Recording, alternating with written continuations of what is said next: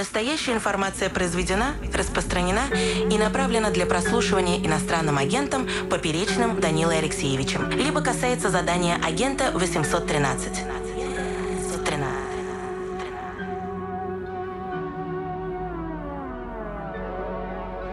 Слушайте внимательно. Сообщение прозвучит один раз, после чего самоуничтожится.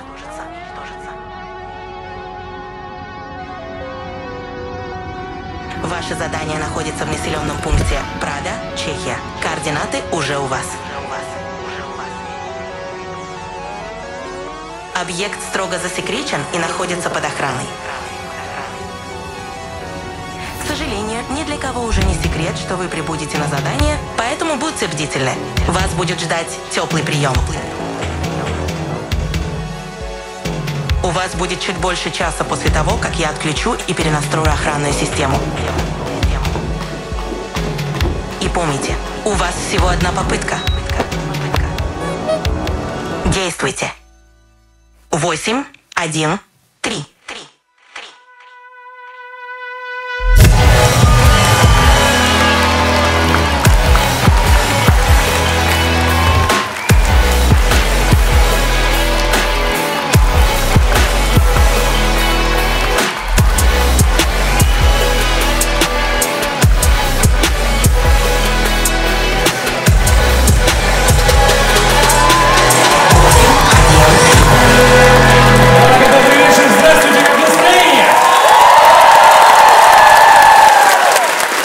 Здравствуйте, ахой хлопці, вітаю, шановні.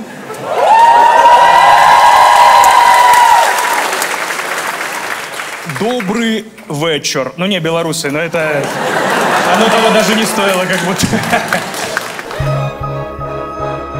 Привет! Меня зовут Данила Поперечный, и добро пожаловать на мой новый стендап-концерт «Агент 813». Прямо сейчас на ваших экранах бесплатная версия для YouTube. В ней зацензурен весь мат. Если вы из РФ, вам нужен VPN для просмотра, а также она сильно короче оригинала.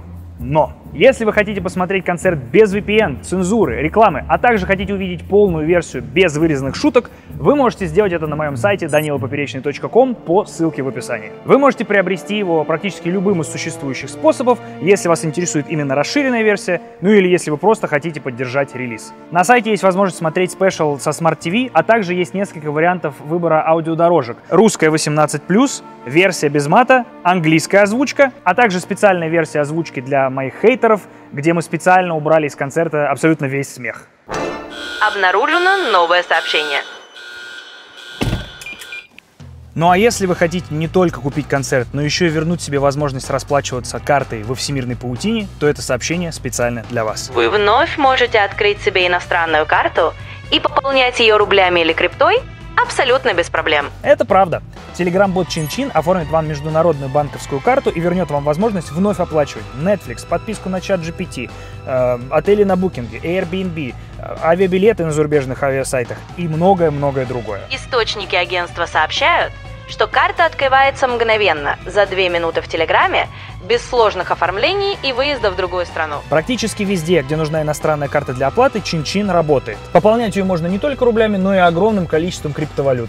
USDT, биткоинами, тоном, эфиром и так далее. Так как мы заботимся о наших агентах, оформление абсолютно безопасно и анонимно. Выпуск такой карты стоит всего $25, но специально для вас по промокоду 813 Чин-Чин вернет вам на счет 50% от стоимости оформления карты. Этот промокод надо написать в поддержку после оформления. Оформить ее можно по ссылке в описании, а также специально для вашего удобства мы добавили специальную кнопку на сайте при оформлении покупки концерта. Это сообщение самоуничтожится через 3.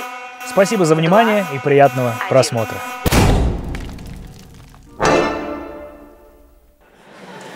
Если вы вдруг не в курсе, концерт называется «Агент 813», потому что именно под этим порядковым номером Минюст назначил меня иностранным агентом. Так что я сегодня заступаю на службу. У меня поверх моего инагентства было еще 2 административки сверху. И если вы вдруг следили за новостями, недавно одну из административок отменили. Я абсолютно с вами согласен, тоже так почувствовал, поэтому концерт сегодня чуть более Z-направленности будет. Чисто их благодарность. Когда мне пришла моя первая административка, у меня закончились абсолютно все иллюзии относительно того, что за власть в России. Потому что бумажка, в которой было написано, за что мне пришел штраф, сначала пришла моей бабушке. Потому что по прописке все приходит по адресу. Она прочитала, присылает мне фотографию, говорит: Дань, я что-то читаю, я что-то вообще ничего не пойму. Я читаю, говорю: бабуля, а я, если честно, тоже. Я подумал, я как-то неправильно трактую юридический язык, потому что то, как я понял, за что мне штраф, я такой: такого быть не может. Я отправляю это своим юристам, они говорят: нихуя, ты все правильно понял. Знаете, за что мне въебали первый штраф? За то, что я не сообщил, что являюсь иноагентом до того, как меня им назначили. Вы прикиньте, какое, квантовое преступление в суперпозиции. Меня судят за то, что случится меня в прошлом. Я такой: а что уголовка за педофилию еще не пришла? Я такой: так я никого не ебал еще. Так еще не вечер, Данил Алексеевич. Смотрите, какого красивого ребенка привели. Неужели вам не нравится? Поэтому, хоть я много лет уже не выступаю в России, но административки всякие и проверки копятся, я сегодня все-таки попытаюсь быть поаккуратнее. Окей? Что ж, очередной год с президентом, который постоянно пиздит и претендует на чужие земли.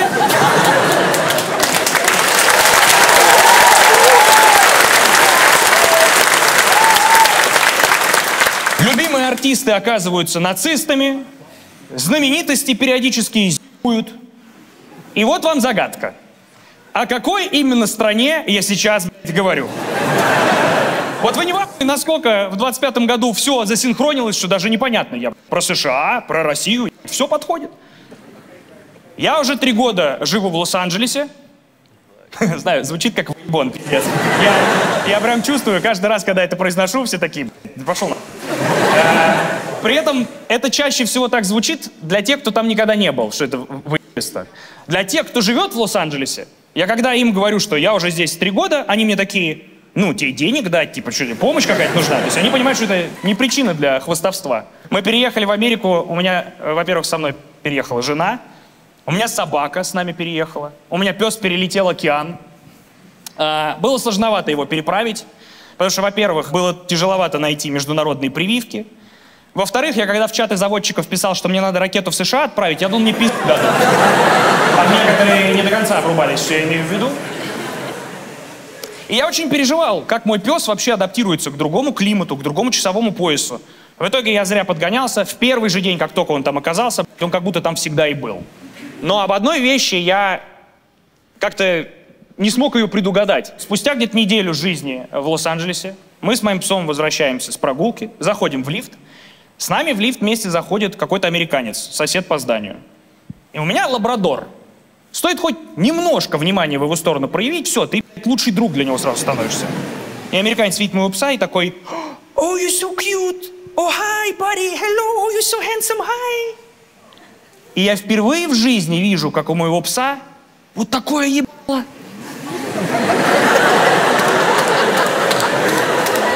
И я стою и такой: ебать, ты же не знаешь английский! Я даже подумать не мог, что это может быть проблемой. Что он всю свою жизнь, это логично, он жил в концепции того, что все люди говорят на одном языке. Он никогда в жизни не встречал иностранцев. Я ему в глаза смотрю, у него прям на лице написано, он такой: вроде интонации приятные, но что за хуйню они несут? Мало того, что теперь мне надо учить английский, моей жене надо учить английский, еще этого ебаного английскому учить, вообще в планы не входил. Собаку. Мы теперь учим нашу собаку, английскому языку. На самом деле оказалось довольно просто. Знаете, как учить животное другому языку? Мы просто команды повторяем на 2 языках сразу. И из-за этого со стороны теперь выглядит, как будто у нашей семьи уебанский дубляж появился. Мы такие: sit, сидеть, мать твою. Тупо. Что, как будто с задержкой, как будто некачественный перевод. Еще в Калифорнии сложновато всем тонкостям собаку, учить языка. Приходится ему объяснять, я говорю: да, это мужчина, но к нему надо обращаться они, он себя так идентифицирует. Никто не понимает, животное, что с него взять?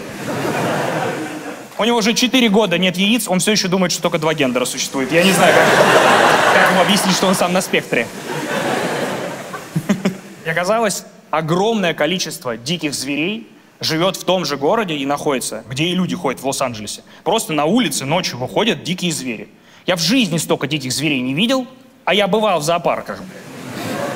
У нас дикие зайцы каждый день на заднем дворе тусуются. Вообще они пролазят под забором, просто тусят у нас. И на самом деле, ну, это как бы выглядит волшебно. Ты просыпаешься, у тебя зайчики на заднем дворе по лужайке прыгают. Приятно. Если бы не одно «но».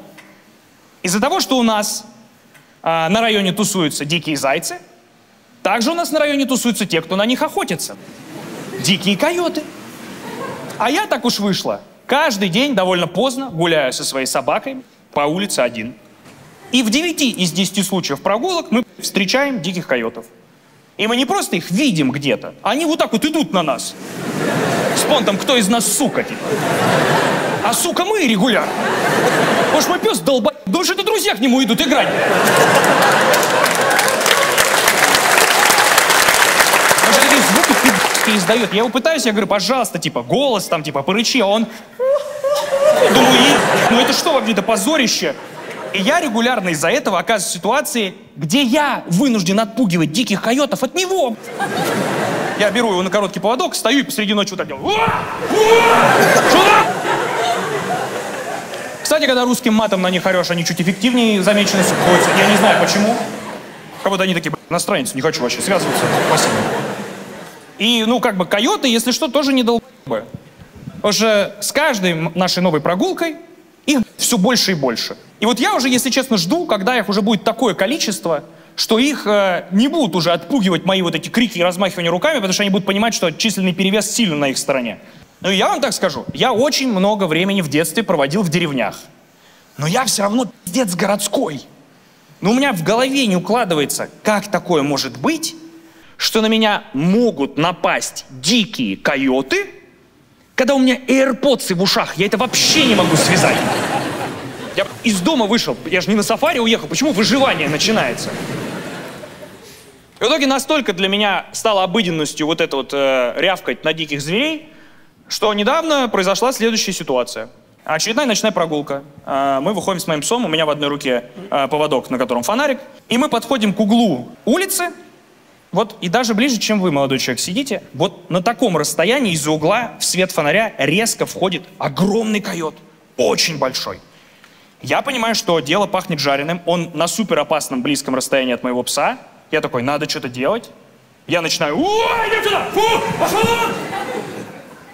И выходит хозяин собаки из-за угла.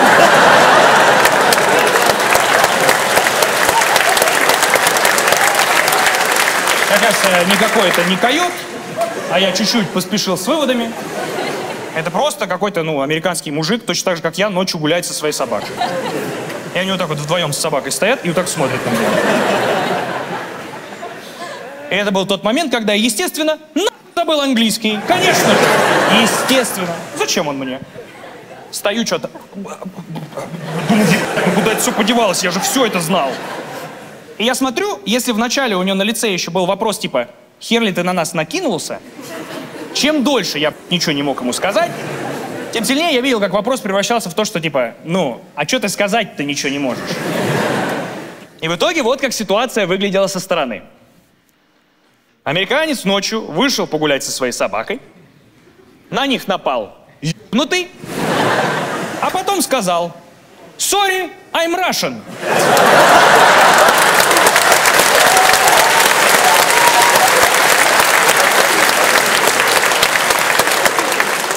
Поэтому, если вы вдруг россиянин, и вы за границей, и вы учите другие языки, падежи правильные, предлоги, я по ночам уничтожаю наш имидж регулярно.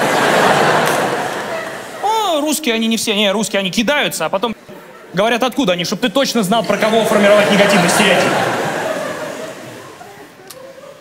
С нашими соседями-американцами у нас тоже были очень напряженные отношения. Мы арендуем дом, и у нас по соседству через забор живут вот прям классическая, стандартная американская семья. И все время, ну, типа, от них в нашу сторону ощущался какой-то напряг. Тем не менее, в начале этого года наши отношения дали прям сильную трещину. Началось все как? У нас в доме, который мы арендуем, есть небольшой бассейн. Как-то раз я выхожу из дома, что-то заглядываю в бассейн, смотрю, а там насрано. Причем не чуть-чуть, нормально. Так, ну кто-то прям хорошо бузанул. Я понимаю, что это не зайцы, там как бы, извините меня. У меня первая мысль какая? Я говорю, ну, наверное, это моя собака. Ну, то есть логично. Я всматриваюсь в дерьмо, Ну я тоже гадал, на гуще стоял. Я пытался понять, что с ним делать, как его вытащить оттуда. И я вдруг замечаю, что там в дерьме какие-то палочки, фантики, какой-то мусор. Я понимаю, что это дерьмо кого-то дикого. Я так обрадовался. Но тоже не я объясню почему. Потому что у меня на заднем дворе видеокамеры. Я такой, я сейчас в Инстаграм выложу, как мне какой-нибудь медведь в бассейн срет, как в унитаз. Офигенно! Это прикольный контент. Плюс в приложении этой камеры слежения они как бы помечают движение, животное, человек. Я такой, я сейчас быстро найду, кто автор. Полчаса ищу, не могу найти. Ну, дерьмо просто очутилось в бассейне.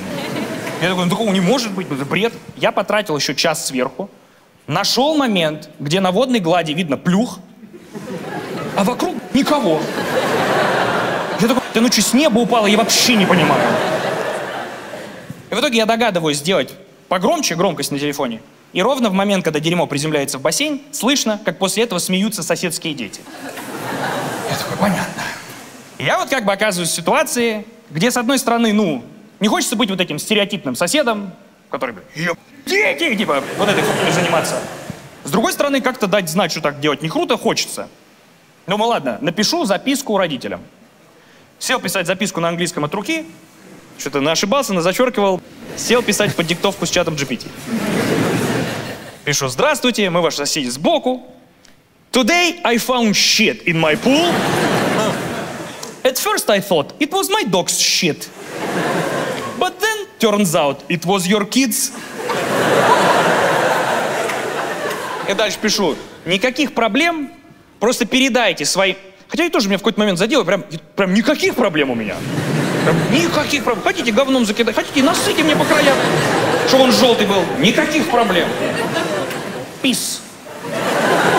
Я пытался просто, я и так чувствовал, что существует напряжение в наших отношениях, я не хотел усугублять, хотел как-то сгладить угол. Пишу, никаких проблем, просто передайте своим детям, что у меня есть камеры, которые пишут звук. Думаю, нормально. Пришел, наклеил на скотчем на дверь входную, съебался. С тех пор никто из соседей со мной никак не контактировал. Хотя записку я видел, они получили после того, как с работы приехали. Думаю, ладно, даже если родители со своими детьми заодно в этом говнометательном челлендже, как минимум я их предупредил, что так делать не круто, и у меня есть пруфы. Всю следующую неделю, каждый раз, когда я видел кого-то из их семьи, все время был напрягон.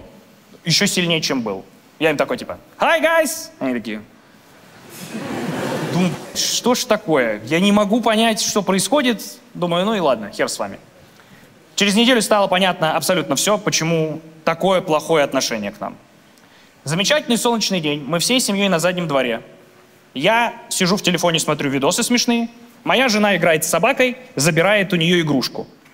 И я периферическим зрением замечаю, что, кажется, уже достаточно продолжительное время 3 головы из-за забора торчат. 2 пи***ка и их батя с удивленными рожами вот такими. Я только начинаю поворачивать голову в их сторону, и они сразу такие шухер и попрятались. Я такой, ну они ебнутые, все, надо просто принять как факт, что это сумасшедшие люди, перестать идти с ними на контакт, это просто сумасшедшие. А потом я поворачиваюсь на свою жену, чтобы рассказать ей, что я только что увидел, и понимаю, что все то время, пока моя жена играла с собакой, она кричала «Дай! Дай! Дай! Ну быстро дай! Дай!»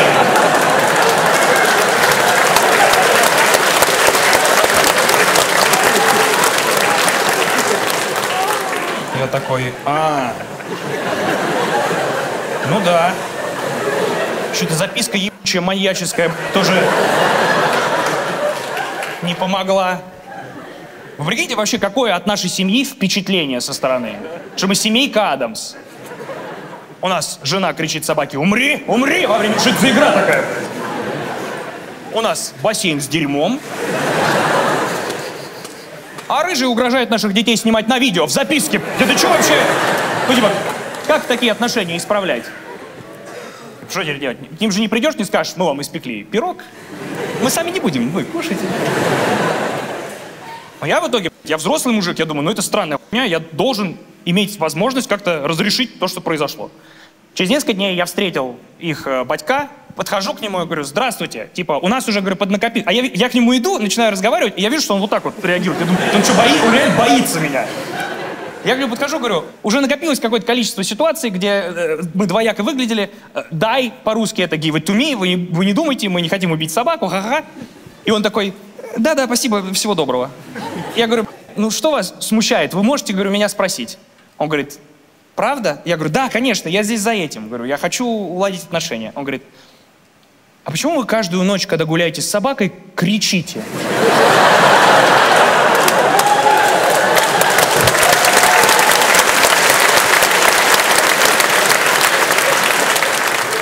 Я говорю, а вам слышно? Он говорит, даже иногда видно. Я подумал, то есть койотов не видно. Вот это, наверное, зрелище со стороны. То есть я с собакой, и что-то просто... Уа! И дую дальше своим делом занимаюсь. Что это такое? Он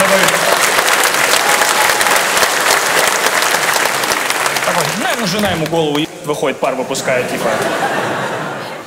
Он говорит, зачем вы кричите?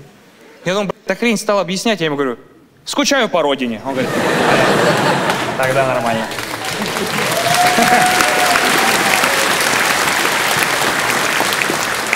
Я действительно скучаю по родине, как и любой иммигрант, который съебался. Меня сразу начало корячить. Первым делом я понимаю вас. Я как только переехал в Америку, я сразу такой, мне срочно нужен магазин с привычными продуктами. Я в Лос-Анджелесе говорю, у вас тут есть русский магазин? Мне говорят, русский магазин? Есть. Я говорю, как называется? Мне говорят, Одесса. Я говорю, заебись, молодцы.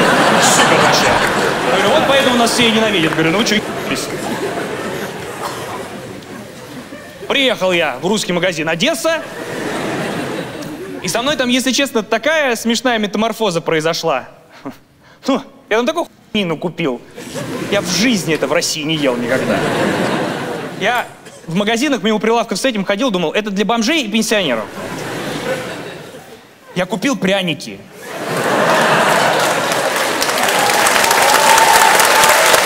Вот, вы мне честно скажите, вы до эмиграции, когда последний раз ели пряник? Я вам скажу, когда я последний раз ел пряник. В 6 лет. С тех пор, если что, в пряничной индустрии никаких нововведений не происходит.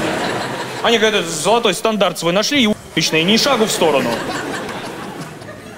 Я купил пряники и мешок баранок. Я ехал домой, я такой, я сейчас сяду у оконца плести косу, суженого ряженого ждать. Что это за хуйня? Я приехал домой, заварил себе чаю, сижу в Лос-Анджелесе, кусаю пряник и такой, ну да, хуйня. Но зато родная хуйня. Моя.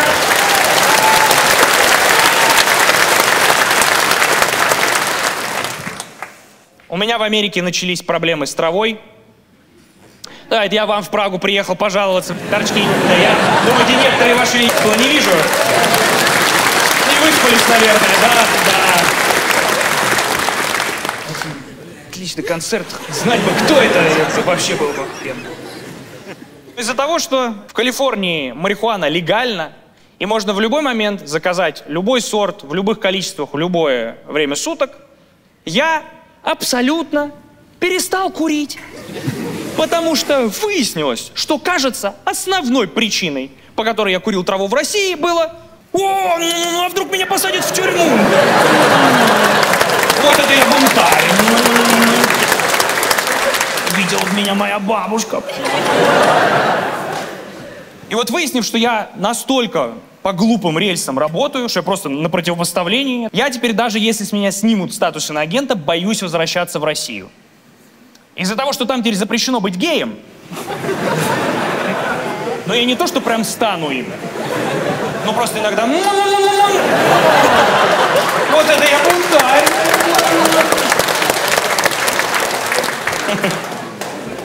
Видела меня моя бабушка.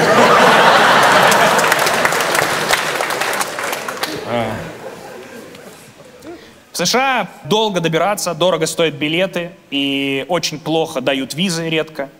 Из-за этого 50% своего свободного времени я трачу на то, что уговариваю своих кентов прилететь ко мне в гости. Столько пиздежа про Америку ни на одном пропагандистском канале вы, блядь, не услышите, как в моих чатах лично. Я все минусы пытаюсь в плюсы выворачивать. Я уже таким откровенным пи***жом занимаюсь. Я говорю, приезжай, познакомлю тебя с Линдси Лохан. Друг прилетает, я говорю, тебе послышалось? Я сказал, с лысым лохом. Вот это. Знакомься. Я еле как-то смог уговорить своего друга Руслана Усачева прилететь к нам в гости. Что бы вы думали? Ровно в момент, когда садился его самолет в город, Лос-Анджелес горел синим пламенем. Просто загорелся город.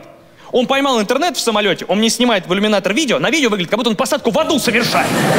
Просто огонь и дым. Он мне это присылает и говорит, это что такое? Я говорю, ну, я же говорил, тут угарно. Типа я пытаюсь...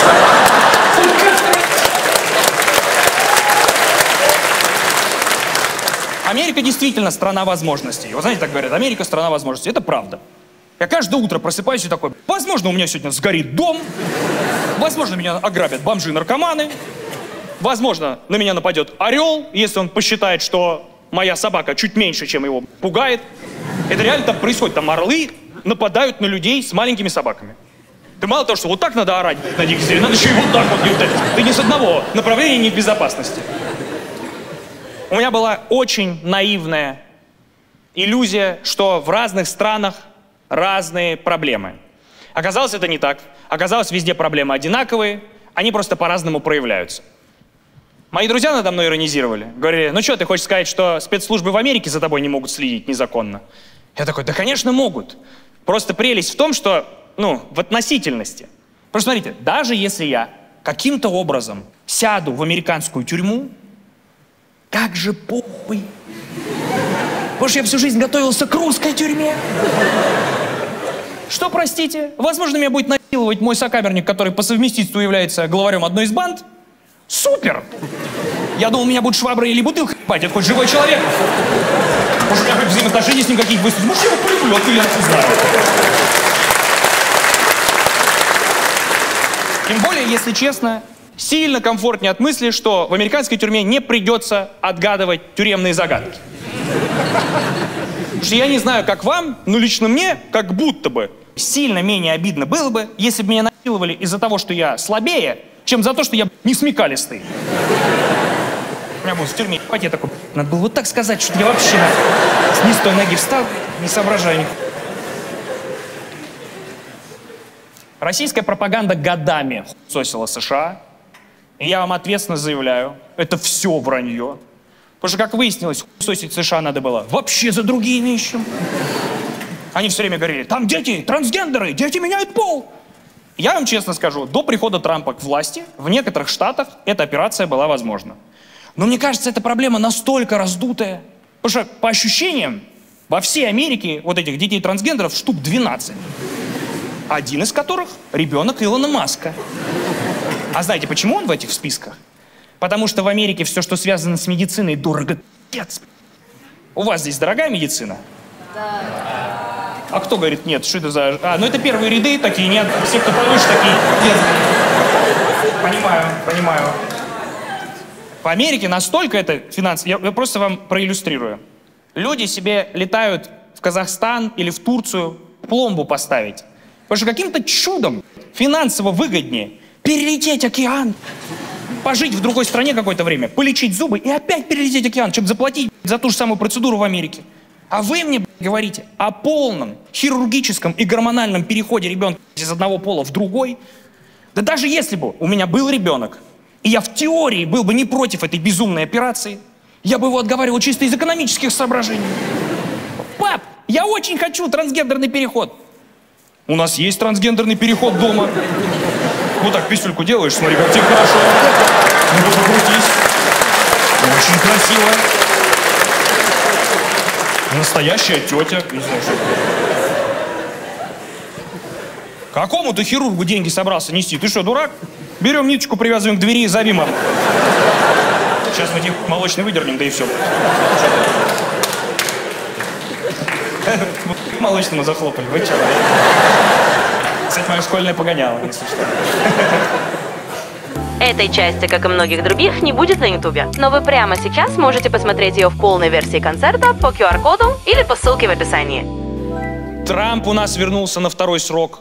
Прикиньте, я Путина на Трампа поменял. Вот такая тема. Вообще другое дело, всем рекомендую. Ощущение, как будто безответственный батек из командировки вернулся. Что-то на всех выебывался. Всем наобещал с 3 короба то, что не собирается выполнять. Я понял, что нас, как планету, ждут очень интересные несколько лет с Трампом, когда я увидел, какой один из первых законов он подписал после вступления в должность. Потому что один из первых законов, один из первых, на который он поставил подпись после вступления в должность, он законодательно вернул пластиковые трубочки в коктейли. Не-не, респект ему, конечно, за это, да. Но вы врубаетесь, то есть получается, все то время, пока он не был президентом, он сидел такой: я только туда в первый день вернусь первым, сука, делом. Да-да-да, война в Украине за 24 часа, сейчас я реально важную для себя сделаю, подожди. Заебала эта бумажная хуйня, мне губе липнут, мне все штаны липкие все время.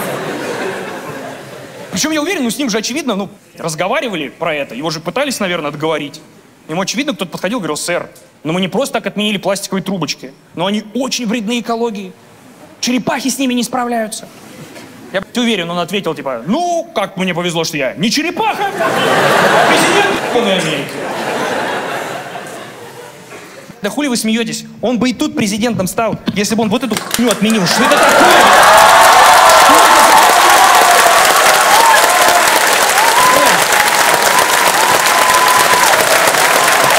Вы мне честно скажите.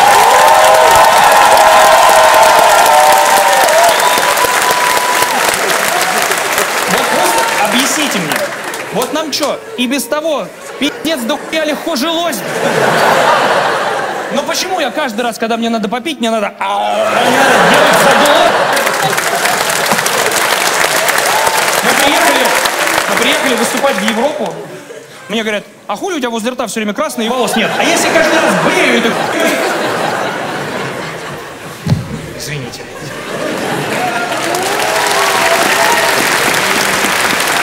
Я так считаю. Это на переработку, это черепахи в глаз, как монокль. Пошла на... Она не может эту хуйню оплыть, каким... Это моя теперь проблема. Что это за перекладывание ответственности?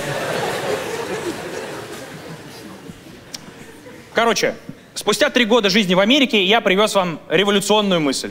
Я считаю, что русские и американцы — это один народ. Я двойной агент, я на 2 пропаганды. Смотрите, вы можете справедливо заметить, что это странное заявление, потому что у американцев другая история, другая политическая культура, абсолютно другая религия, и вы абсолютно правы. Но и я не до конца сформулировал. Русские похожи не просто на американцев, а на афроамериканцев. Нет людей ближе по духу, чем русские и черные. Сейчас вначале как расизм немного будет звучать, оставайтесь со мной. Смотрите, начнем с базы.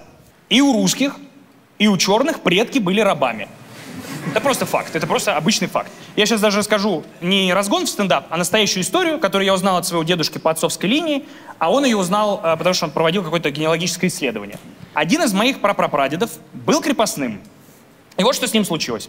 Он своими руками в своей деревне смог построить мельницу и начал молоть зерно и продавать муку, чтобы заработать достаточное количество денег, чтобы в какой-то момент выкупить себя у барина и перестать быть крепостным. Ему каким-то образом дали все это сделать. Он пришел к барину себя выкупать, и его казнили. Моего прапрапрадеда-раба грохнули из-за того, что он толкал на районе белый порошок. Разве это не гейнство? Во-вторых, и у черных, и у русских одинаково едет крыша от большой власти и больших денег. Смотрите, как ебнулся Медведев. Вы можете сказать: ну и где аналогия? Канье Уэст. Что хотите сказать, вы не замечаете этого? Они даже оба любят кроссовки. Даже с этим матч. В-третьих, и у русских, и у черных есть запретное слово на букву «Н», которое никому нельзя говорить. У нас это Навальный.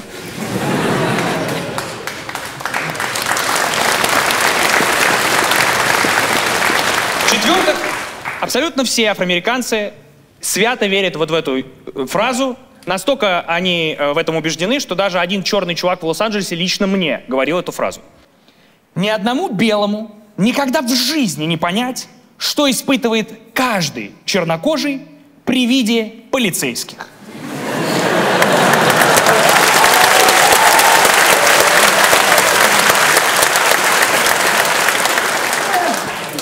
Как-то некоторым белым все-таки понять, да абсолютно всем здесь присутствующим. Да нету зрелища хуже, чем человек в ментовской форме в дверном глазке. Да что в дверном? В обычном глазке, когда ты просто его видишь, что он к тебе идет, у тебя всегда первая мысль, и у меня могут быть проблемы. И это не паранойя, а чрезвычайный оптимизм. Потому что могут быть проблемы. То есть ты думаешь, могут и не быть. Нифига себе, мистер оптимист, беги, ты что, дурак? Да, у славян с черными разная религия. Мы все обычно православные, они католики, но я недавно впервые побывал в православной церкви в Лос-Анджелесе, и это был очень интересный опыт. Во-первых, как я туда попал? Моя бабушка начала очень сильно настаивать на том, чтобы я купил свечки и святую воду, чтобы осветить дом, который мы арендуем в Америке. Потому что в Америке как бы по дефолту все осквернено. Я устал придумывать отмазки, почему я не сделаю этого. Я начал ей врать, что я уже все купил. Бабуля почувствовала, что попахивает дежом, звонит мне и говорит, а давай-ка прямо сейчас по видеосвязи вместе с тобой осветим ваш дом. Я что-то такой, ой, подожди, не могу. Выключил звонок, резко поехал в церковь за мерчом. Мы поехали с друзьями, мы приезжаем, естественно, ничего не работает. Мы поздно приехали, церковь закрыта. Но при этом, по старой памяти, я помню, что обычно свечки и святую воду можно купить, типа, в свободное время. И я нахожу возле здания церкви такие небольшие пристройки, как офисные здания, которые вроде как имеют к ней отношение. Мы стучимся в одну из дверей, и нам открывает, к счастью, нам повезло, вот самый, вот как вы представляете, стереотипный батюшка. Пузатый, в черной рясе, большой золотой крест, седая борода, лысый. Я ему говорю, здравствуйте, мне нужно свечек, святой воды, мы осветить квартиру, извините, что мы вас отвлекаем. И он говорит, I'm so sorry, guys, can you repeat, please? I don't understand nothing. Я говорю, отец Сергий, ты что, какой? Да это грех, это точно грех, что ты так базаришь. Я не знаю, почему моя бабушка бы уверенно сказала, что это грешно так говорить. Оказалось, он не знает русский. Никакой, ни украинский, ни белорусский, вообще никакой. И это для меня был такой диссонанс, потому что он выглядит как самая славянская штуковина на свете, а звучит почему-то как Кардашьян. Я ему на английском все объясняю, он говорит, свечки, святая вода, пойдем, я тебе сейчас сюда. Он меня проводит, говорит, вот тут набирать святую воду, вот тебе бутылка. Он мне дает бутылку, я ее поворачиваю, она не написана, я читаю Holy Water. Я такой, я чё, и Джон Константин? Holy Water? Ну, прикольно. Мне стало интересно, а чем еще отличается церковь в Лос-Анджелесе от той, к которой привык я. Через несколько дней мы с моими близкими решили съездить, посмотреть, как вообще оно проходит. Нас впечатлять начало все, начиная с контингента. Потому что да, очевидно, основной контингент, который ходит в православную церковь в Л.А., это православные бабки. Но это православные бабки из Л.А. А это вообще другой зверь. Они по-другому двигаются, по-другому выглядят, по-другому звучат. Мы стоим в очереди, и одна из бабуль разворачивается и говорит такая, извините, пожалуйста, а куда идет эта лайн? И другая бабушка поворачивается и говорит, эта лайн идет, он исповедь. Я такой, мы в меме про Fabrics, это пиздец, вот настоящие дамы, они правда так говорят, фантастика. Мы заходим в церковь, там все так же точно, как было в нашем детстве, просто православный храм, кроме одного «но». Стоят скамейки, можно сидеть. Я отвечаю, если бы можно было сидеть у меня в детстве в церкви, я клянусь, я до сих пор бы верил в Бога. Я атеистом стал, просто чтобы у меня ноги отдохнули немножко. Мы сели, очень комфортно. Все началось так же, как и у нас. Начинается вот эта церковная служба, батюшка начинает «Отче наш, же еси на небеси, да светится имя Твое». Потом служба на русском заканчивается, и вдруг начинается все то же самое, но на английском. И это вообще другой вайб. Потому что батюшка вдруг такой «Holy God, Holy Jesus, Holy Spirit, bless us». И я сижу такой, нихуя себе, качает!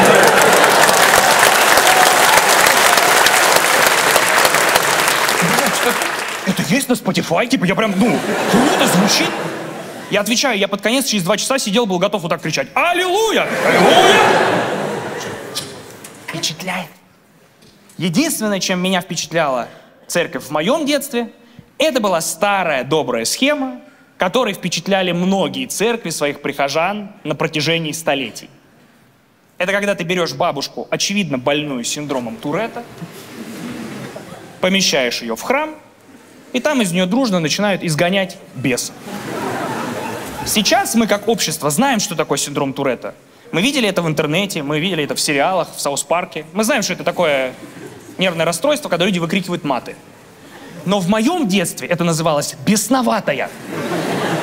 И мало того, что я неоднократно видел такое в интернете, у меня в церкви, в которой я маленький ходил, у нас такая бабушка была. И если честно, каждый раз, когда я приходил в церковь, а она не приходила, я каждый раз такой, день проебан. Просто зря пришел. Но если вдруг наши расписания совпадали, это всегда было шоу. Потому что в защиту этой бабушки, надо как бы сказать за скобками, она была нормальная женщина. Мы знали ее семью. Она была нормально одета. То есть она не из неблагополучной семьи. Более того, она даже на протяжении всей службы как бы ничего такого не отчебучивала. А просто стояла, что-то спокойно молилась. Но доходило до момента, когда батюшка, проходя мимо, брызгал ей в лицо святой водой, ее что-то триггерило, и она каждый раз делала вот так. Блядь, сука, и батюшка каждый раз такой, подержите мое кадило, брал самый большой крест, подходил так к колбу и приставлял, и говорил, назови свое имя, бес! Не-не-не. И она каждый раз, когда он спрашивал, чтобы бес назвал свое имя, говорила вот так, Мишка! И вот у меня даже в детстве было, ебать, сколько вопросов. Уже, бес, Мишка. То есть, вот объясните мне, почему никогда в истории такого не было, что ни одна православная одержимая бабка на вопрос «назови свое имя, бес», ни одна из них никогда не говорила «Меня зовут Вельзевулиус Пятый». 0 раз такое было. 0. Они всегда называют имена каких-то дворовых собак деревенских. Назови свое имя, бес. Кузя! Конечно. Бес Кузя. А что, все бесы русские? Хули их так зовут? Или типа русские бесы в русских старух вселяются, украинские в украинских, чешские в чешских. Такая у них там шенгенская зона. Так они там стоят, говорят. А вы почему визу открыли в одну бабку, а вселяетесь в другую?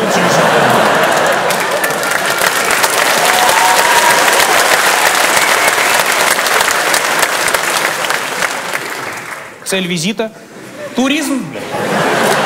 На собак поорать.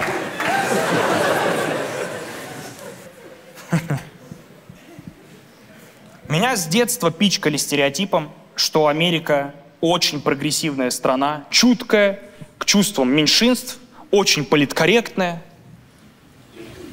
Оказалось, это такая херня. Давайте поговорим про Канье Уэста чуть-чуть, пожалуйста.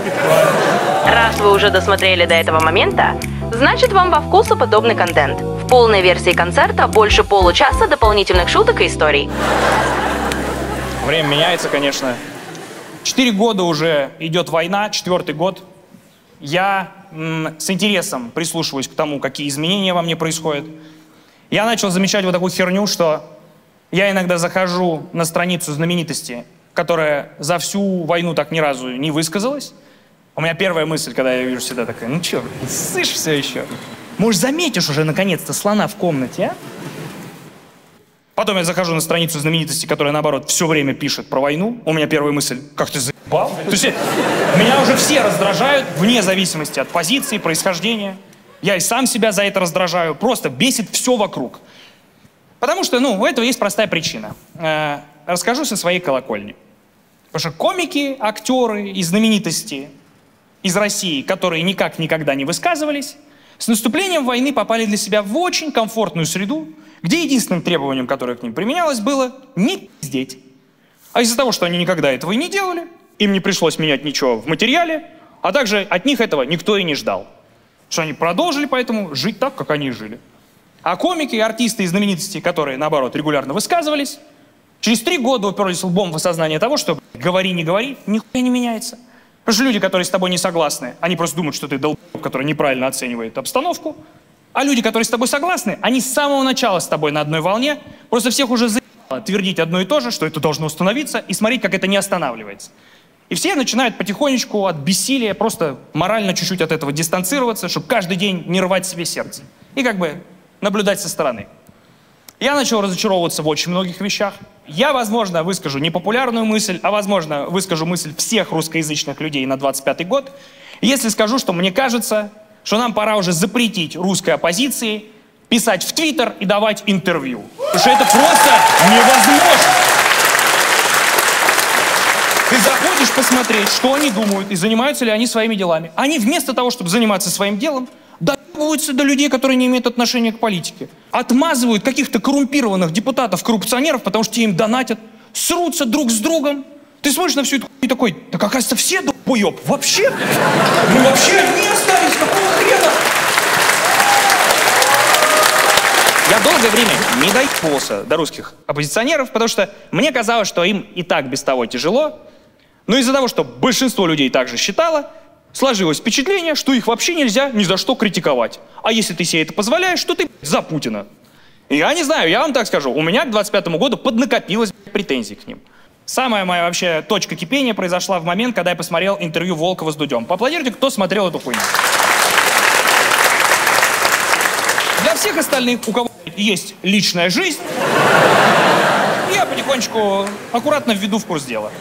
Леонид Волков – это тип, который после смерти Навального стал одним из 3 людей, которые во главе фонда борьбы с коррупцией. И он сидит на интервью Дудю и в какой-то момент интервью говорит следующую фразу. А я, говорит, Юра, прекрасно понимаю, что мы, возможно, в России никогда ничего не изменим. И я такой, блин, ну респект, конечно, вам за честность. Ну что это не то, что хочется услышать от людей, которые годами звали нас на митинги, говорили, донатьте нам деньги, выходите на улицы, рискуйте своими жизнями и свободами, мы все поменяем. Пи***тый был бы предвыборный лозунг. Прекрасная Россия будущего. Мы сомневаемся. Это что за... Куда это подевалось ваше настроение? Человек зевает, нихуя себе. Мы сейчас про какашки опять начнем. Типа, терпите чуть-чуть, пожалуйста. Сейчас вернемся. Я всегда, когда вижу, когда в зале кто-то зевает, я всегда рассказываю историю. Короче, 2-й концерт, мы выступаем в Сеуле. И у меня есть привычка, и очень часто бывает так, что зал не видно зрителей, но когда зрителей видно, я люблю ходить и разглядывать, кто на меня пришел. Ну, на предмет, сколько уродливых людей, сколько красивых, мне интересно. Сегодня ровно 50 на 50, вы молодцы, вы как-то сбалансировались. Причем одни вот тут сидят, вторые вот здесь, вы как-то так прям еще распределились. Вот так пропаганда нас и стравливает. Не, мне просто любопытно, типа, видеть, кто мои зрители. И я вот так вот прохожу, типа, скольжу глазами по залу, и во 2-м ряду вижу, вот, где вот вы сидите, девушка, сидит девчонка с самого начала и вот так вот спит. Просто в жестком отрубе. Ну, у меня первая мысль, я такой думаю, может, ей плохо, типа. Смотрю, вроде храпочет, нормально. Думаю, ладно, купила билет, пусть сидит, кайфует, ничего страшного. Думаю, может, ехала издалека, думаю, не буду доебываться. А я еще после концерта люблю смотреть отмеченные сторис. Типа, мне любопытно, понравилось вам, нет, просто смотреть ваши отзывы. И я случайно натыкаюсь на сторис как раз именно вот этой девочки. И она пишет, говорит, отличный концерт, все очень понравилось, но, троеточие. И я смотрю, выложено дальше еще 9 сторис. Мне стало так интересно. Я включаю, начинаю смотреть, и эта девчонка говорит, так ждала этот концерт, приехала на него, все так классно, лазеры, шел, Данька вышел, смешно все. Но я, говорит, в самом начале уснула. Говорит, проспала половину концерта. Она говорит, кажется, из-за того, что я привыкла засыпать под YouTube,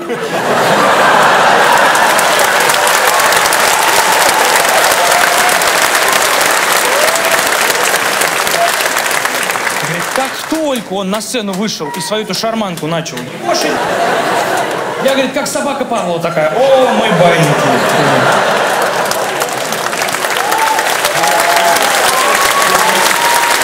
Поэтому, мужики, если при виде меня очень сильно хочется какать, не беспокойтесь, все по той же схеме двигаемся, так и должно быть. Просто пореже берите меня с собой в туалет. Я очень во многих вещах разочаровался. Может быть, у меня просто кончился юношеский максимализм. Но я начал все больше и больше замечать, что люди, которые казались мне идейными какими-то лидерами, я все чаще замечаю, что это просто обычные люди со своими проблемами, изъянами, со своими недостатками. Вы видели, как Трамп и Зеленский поругались в прямом эфире? Это вообще, я когда это увидел, у меня все сошлось. Потому что я замечал это, но не мог понять, на что это похоже, а потом до меня дошло, что у Трампа с Зеленским нарциссические абьюзивные отношения. Девчонки, как по учебнику. Смотрите, Трамп называет Зеленского диктатором. Зеленский к нему приезжает, Трамп такой: я этого не говорил. Отлично выглядишь, никого не слушай, охуенно оделся. Потом они вдрызг ругаются при камерах, при людях. Трамп выгоняет его из Белого дома. Зеленский уезжает. Трамп ему пишет: извинись. Извинись, и тогда, может быть, я разрешу тебе подарить мне все эти драгоценные редкоземельные металлы. Ни на что не похоже, мужики. Я уверен, Трамп его недельку потом поигнорил, в мессенджерах не поотвечал ему. Потом через неделю приехал к Вове в красивом белье такой: Вова, мир? Вы, если что, не думайте, я не издеваюсь. Я прекрасно понимаю, что это сложная ситуация. Особенно учитывая, что я сам нахожусь в самых стереотипных отношениях только с Путиным. Потому что я, как самый стереотипный базовый мужик, вижу, что в моей стране есть какие-то проблемы, пытаюсь их решить, а Путину не надо, чтобы я решал его проблемы. Путину надо, чтобы я его выслушал и поддержал.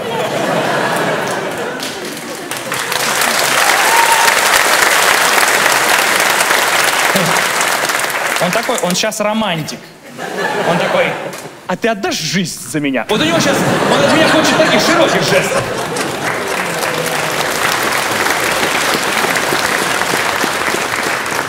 Мы что-то с ним по нескольким вопросам не сошлись. Он такой: все, выметайся вон, пошел вон!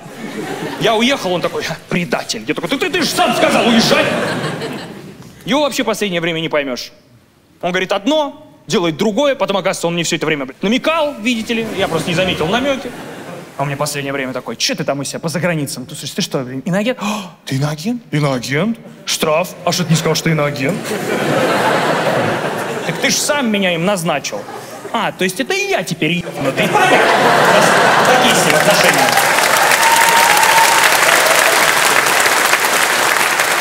Людям с моим паспортом на законодательном уровне теперь запрещено плохо говорить про власть в России, про церковь и про войну. И хорошо говорить, как-то позитивно высказываться о женских правах на аборт, о child-free, о ФБК, Навальном, о наркотиках. В каком-то, кроме как негативном ключе, вообще нельзя говорить.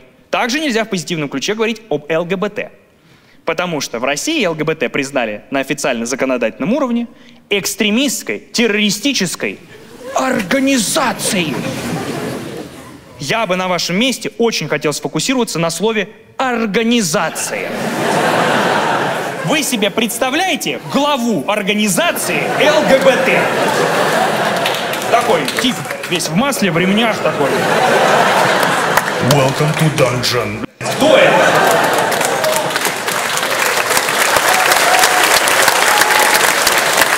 Хотите обратиться в нашу организацию? Напишите моему заму. Вот он сзади пристегнутый в кляпе.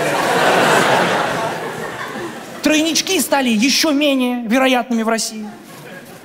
У нас есть взрослые люди не в плане розетки, в плане секс втроем.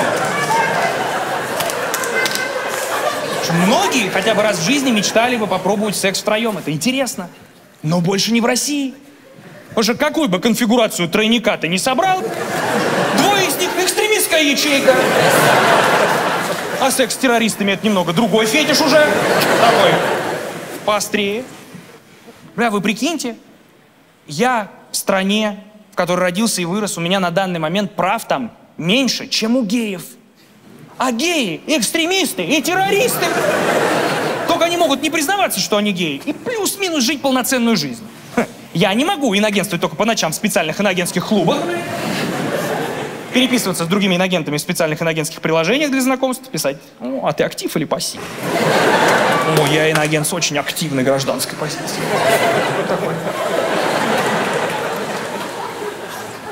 Они еще так затерли слова экстремизм и терроризм.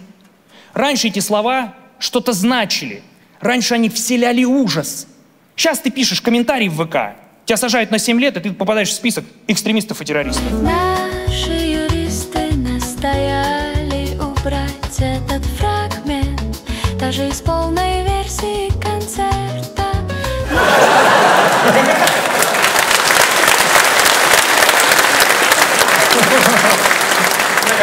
Вы теперь понимаете, почему я спросил не снимать на видео? Это же ужас. Я говорю, вот этот пиздец, и вы все аплодируете после этого. Это же нас всех посадят нахуй. Ну как по спирали начнут сажать. Не, честно вам скажу, у меня все проблемы в моей жизни исключительно по одной причине. Потому что я говорю, что думаю. Теперь я думаю, что говорю, и это один хер не помогает, потому что, кажется, я долб.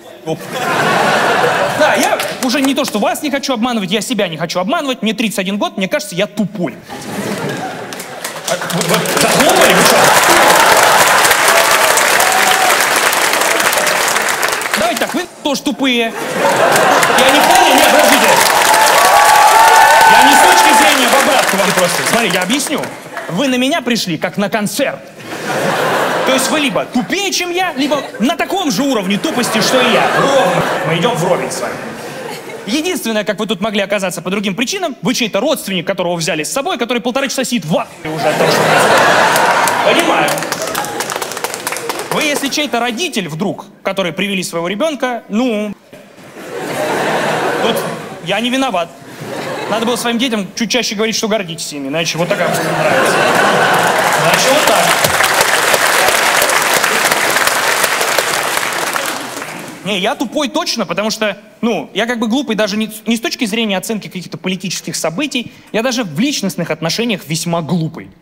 Мужики, как часто вы ныряете в прошлое, в поисках моментов, когда у вас на самом деле мог быть секс, но вы проебали намек, потому что вы... Это такая стыдная картотека зашкварного кринжа. Потому что, ну, мне, чтобы дойти до некоторых вещей, пришлось до 31 года дорасти. И самое обидное, что выяснилось, что это были даже не намеки. Мне девушки открытым текстом говорили. А я что-то такой, Марвел, Человек-паук, просто все мимо. Все мимо. Приведу пример. У меня когда-то давно было свидание с девушкой. Она мне очень нравилась, я вроде бы ей тоже. У нас замечательно проходит свидание, второе, то ли третье. Я провожаю ее до дома. Ну, наверное, не лишним будет сказать, что я, как бы, мягко говоря, был крайне заинтересован в том, чтобы секс случился. Я провожаю ее до дома, до подъездной двери. Мы останавливаемся, и она мне говорит вот такую фразу. Говорит, я переехала недавно в новую квартиру, боюсь, не смогу уснуть одна. Знаете, что я ей ответил? Да все у тебя получится! Ты что? Чайку с ромашкой завари, будешь спать как убитая. Ушел домой, сидел дома, дрочил такой, да не было сигнала. Не было. Если бы был, я бы заметил. Я глупый сильно. А есть в зале россияне, которые уехали из-за войны? Поаплодируйте, пожалуйста. 3 человека. Ну да, мы с вами главные долбоебы здесь. Это правда. Что пиздец было логично. Путин вводит войска в Украину, и мы такие, о нет, перееду в страну, где никого не знаю, дорого и сложно жить. Вот этот Путин, вообще, классно сработано, ребята, ну вообще молодцы. Стопудово мы уехали, он все локти себе искусал. Блять, Витька нету, ебаный в рот, 3 человека пропало куда-то, пожалуйста. Вот снимайте вертолеты, ищем их. Все. Не, у меня уже все, у меня абсолютно нету никаких иллюзий. Я раньше там думал, сейчас что-нибудь изменится. Вот сейчас уже скоро нихуя не изменится. Мне кажется, Путин, Трамп, Зеленский худо-бедно все-таки о чем-то договорятся. Какой-то мир рано или поздно подпишут, потому что это не может продолжаться всегда. С Россией потихоньку в рамках этого мирового соглашения начнут снимать санкции. И Путин на этой эйфории граждан от того, что все возвращается на круги своя, будет лет 10-12 еще править. Я вам обещаю. Это мое предвыборное обещание. потому что я вам объясню, почему я так думаю. Только появилась новость после того, как Трамп вступил в должность президента, о том, что Путин и Трамп впервые поговорили по телефону. Даже не было известно, о чем они поговорили. Просто такая новость, побазарили. Я в этот же день захожу в новости, следующая новость, которая появляется, я читаю, написано: Hyundai и LG хотят вернуться в Россию. Я такой: и я тоже Hyundai, и я. Возьмите меня с собой. Я вам так скажу. Я подумываю зетнуться. У меня есть легкое подозрение, что вы не оцените. Вы не думайте, я не из-за денег. Я за идею.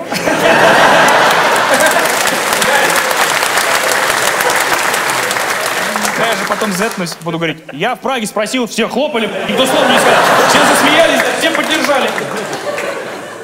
И меня, если честно, очень смешит концепция того, чтобы зетнуться, но тогда, когда это уже нахуй будет никому не надо и ничего мне не даст, типа, просто один на Донбассе будет стоять такой: эй, кто-нибудь, я все поддерживаю!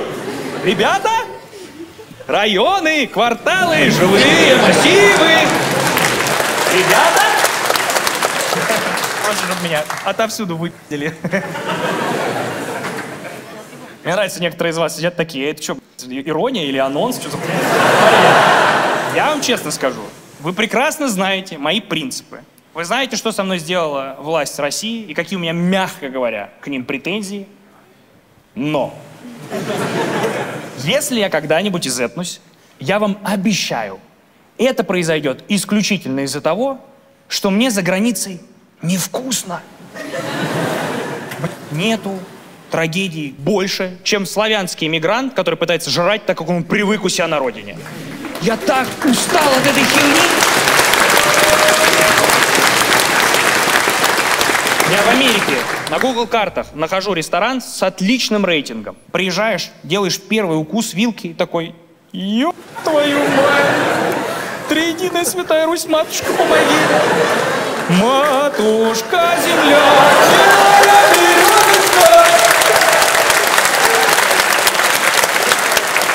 Окей. Если в тебе есть хоть капля мужского, купи полную версию концерта. Да, это очень дешевая манипуляция, но ведь и концерт совсем недорогой. Вперед! А есть в зале россияне? Поаплодируйте, пожалуйста. Я вам сейчас стыдную скажу, но я, кажется, по своей бабушке скучаю реже, чем по теремку. Для всех остальных это у нас такой фастфуд с блинами. У меня у друзей есть ребенок, и они при мне начали этому ребенку читать сказку, говорят: кто-кто в теремочке живет. А я услышал, и сбоку стою, и у меня в голове: двойной с ветчиной и сыром, блины итальяно, гречи с сосисой, борщик с пампушкой и квас. Знаете, как некоторые с фейковых страниц смотрят, как там дела у бывших? Я по ночам в Яндекс.Лавке добавляю еду, которую с кайфом бы похавал. Лежу такой: такую колбаску, такую лепешку, куда доставить? Я такой: да никуда, твою мать! Окей, я вижу, что с некоторыми людьми у нас сейчас легкий рассинхрон. Я понимаю. Я вам так скажу. Я, правда, пытался делать так, чтобы никого не задевали мои слова. Я старался быть аккуратным. Но что бы я ни делал, один хрен всегда находится группа людей, которую я либо обидел, либо задел, либо оскорбил, либо разозлил. Некоторые русские ненавидят меня и считают предателем, потому что я неоднократно высказывался, что я против войны, и в какой-то момент помог достаточно крупной суммой денег украинским беженцам в Европе. Некоторые украинцы ненавидят меня. Я пытался понять основную претензию. Как я понял, главная причина их ненависти ко мне лично в том, что я не свергнул Путина. Но это реально мой косяк, принимается.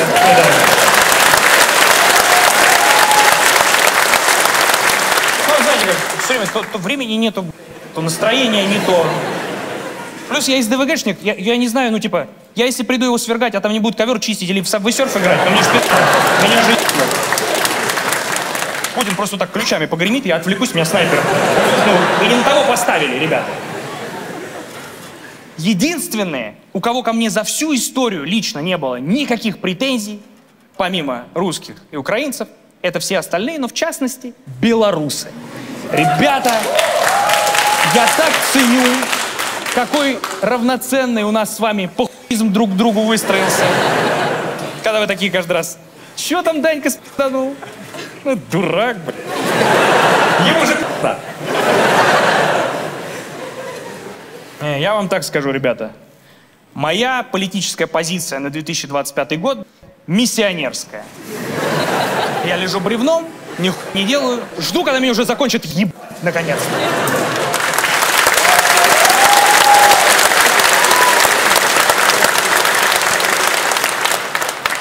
Мы с моей бабушкой, короче, вот настолько он признался в отношениях. Что это такое? Мы ебнулись, что ли?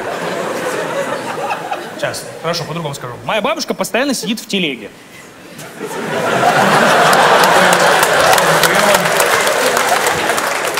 Чутка. Думает, она лошадь.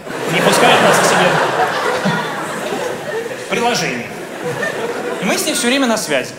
И какое-то время назад, в России начало складываться впечатление, что иноагенты — это такой клуб из известных талантливых людей с правильной гражданской позицией, куда типа почетно попасть. И русская пропаганда тоже начала бить тревогу и начали прилагать определенные усилия для того, чтобы дискредитировать иноагентов хотя бы в глазах тех, кто смотрит телевизор. В частности, телеканал НТВ начали отсылать своих корреспондентов домой к родственникам иноагентов, к мамам, папам, бабушкам и дедушкам, в надежде на то, что у них получится снять сюжет, где родственник иноагента отказывается от него из-за политических разногласий.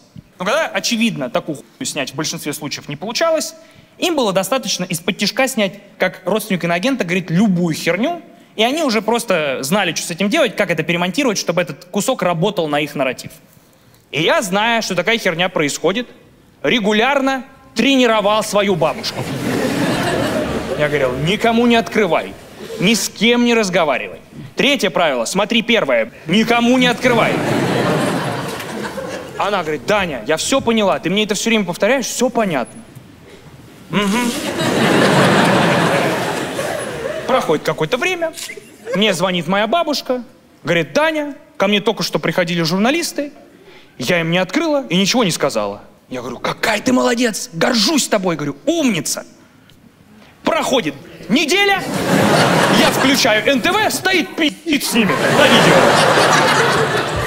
Дверь нараспашку, что-то ля-ля, лю-лю. Так башку повернула, вот так, чтобы можно было дипфейк сделать.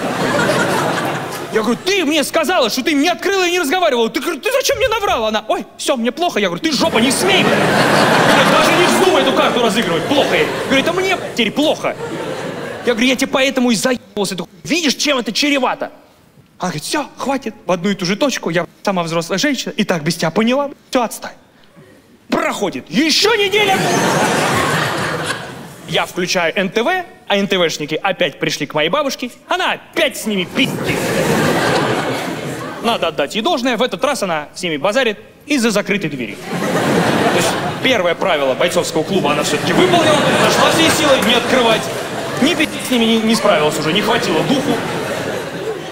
И там еще смешно, что она же, очевидно, сделала какие-то выводы из того, кто к ней приходил и чем это обернулось.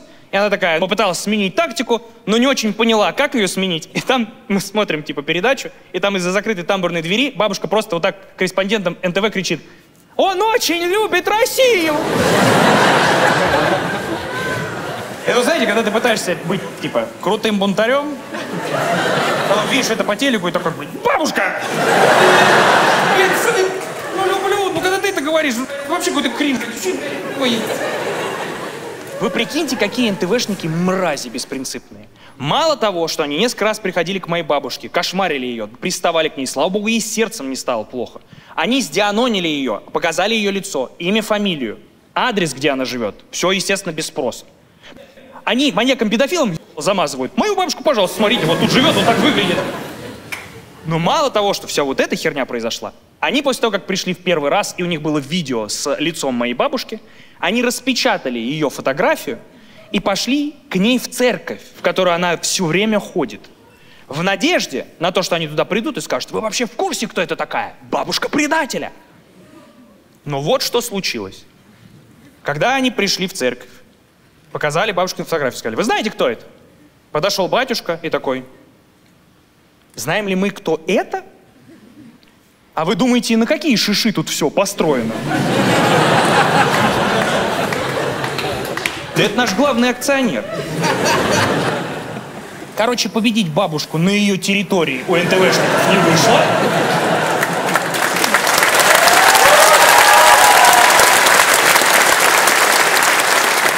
Синдикат за нее впрягся, скажем так. Она этому батюшке исповедуется лет 40. Он про нее такую грязь знает. Нет, то, что он с ней продолжает общаться после этого, реально святой человек. Мне кажется, он такой, вы меня чем решили испугать? Бабушка предателя? Знали бы, что она в 79-м делала, вообще боясь не подходить. У меня планка сильно завышена. Когда бабушка Полины узнала про то, что случилось с моей бабушкой, это бабушка моей жены, она отнеслась к моей бабуле немного снисходительно. Она такая, ну, взрослая женщина, застали врасплох. Угу. Проходит неделя. Нам звонит бабушка Полины и говорит, Полина, ко мне только что приходили журналисты. Слушай, что я им сказала. Мы начинаем слушать. Во-первых, что произошло? Бабушки звонят в дверь. Она открывает входную дверь, тамбурную. Стоят незнакомые люди с камерами. И первое, что они у нее спрашивают, говорят, здравствуйте, а отец Полины здесь проживает? Она говорит, нет, 15-й дом, 16-я квартира. Мы такие, бабушка, твою мать, зачем ты незнакомым людям? Ты что, бот из игры? Вот что у меня есть по заданию, вот мои предметы, не хотите ли поторговать? Ну почему ты по первому запросу выдаешь всю хуйню? Она говорит, не-не-не, вы, говорит, слушайте дальше. Я, говорит, когда поняла, кто это такие, что им от меня надо, и когда увидела, что они снимают меня на видео, а я им и говорю, а делайте меня иноагентом тоже. И как давай чесать статья за статьей, статья за статьей, статья за статьей.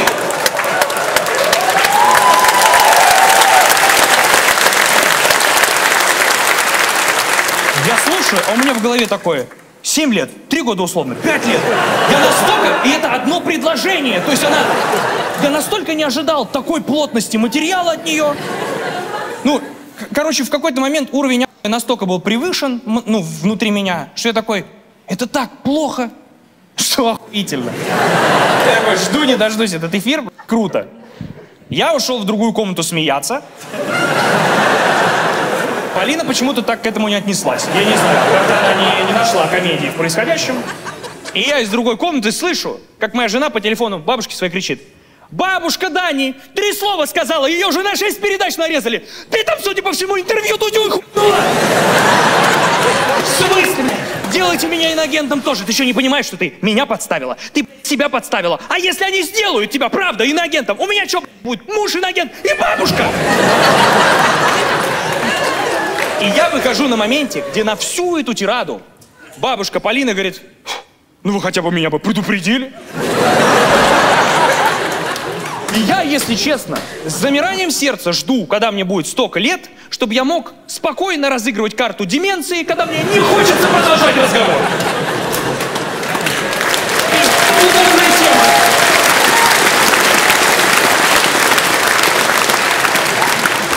Внучка ко мне будет, взрослая ко мне подходить и говорить, дедушка, а это ты взял мои ключи от машины? Я говорю, а я тебя не знаю, девочка, ты кто такая? Все, проблема исчерпана. Потому что выяснилось, что снисходительность бабушки Полины к моей бабушке заключалась не в том, что типа, ну, застали врасплох, не надо было ей говорить, типа, ничего. А это было типа, ну, растерялась. Надо было вот так сказать. Потому что, понятное дело, естественно, она хотела как лучше. В ее голове, мы уверены, она рассчитывала на исход этого диалога в том, что НТВшники ей скажут, так они на самом деле не предатели. Спасибо, что объяснили. Вы единственный человек, кто с нами поговорил, а не харкнул нас или обоссал. Спасибо вам большое. Но по некоторым косвенным признакам мы пришли к выводу, что, кажется, частично это интервью бабушки Полины с НТВшниками произошло из-за того, что она немного приревновала мою бабушку. Знаете, в каком ключе? Она такая типа, господи, какой ужас, хорошо, что ей плохо не стало, вот это оболгали и все.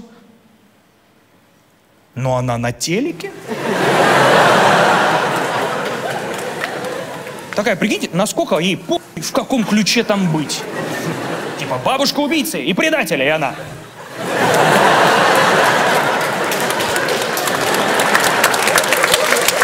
Никифор так посмотрел. Проходит 1,5 недели. Ко мне приходит моя жена, говорит, вышел эфир, вот ссылка. Ты можешь, пожалуйста, посмотреть и сказать мне, насколько там все плохо? Я, говорит, сама не могу это смотреть. Я говорю, конечно, давай посмотрю. А я ждал. Я прям сильно ждал. Я прям очень рассчитывал. Я сел, во-первых, я себе попить сделал. Чипсы положил. Я подготовился прям, к употреблению качественного контента. Включаю передачу. Там в начале, смотрю, опять старая нарезка из моей бабушки, где она уже такая, он поддерживает СВО. Там их же так хуярят, там абсолютно кромсают, как хотят. По буквам просто. Потом что-то, кусок передачи, где просто я... Я смотрю, вдруг начинается эфирное время бабушки Полины. Первое, что у нее спрашивают, ее говорят, ну как у них там в Америке? Она говорит, плохо, очень плохо. Мы такую хуйню не говорим, мы не знаем, с чего она это взяла. Ну, она дальше продолжает. У них там бомжи, наркоманы, дорого. Если честно, пи***ц в цвет все стелит, как будто сама там живет. Я сижу такой, наш слониха, я пока все правильно, этих пиндосов, так. Я думаю, ладно, вроде пока ничего такого. Дальше идет пару фраз каких-то абсолютно неважных. Я смотрю, эфирное время бабушки Полины заканчивается. Хотя передача по хуйсосированию меня продолжает идти. Оказывается, она такой жести напи***дела, что это даже по телеку нельзя показывать.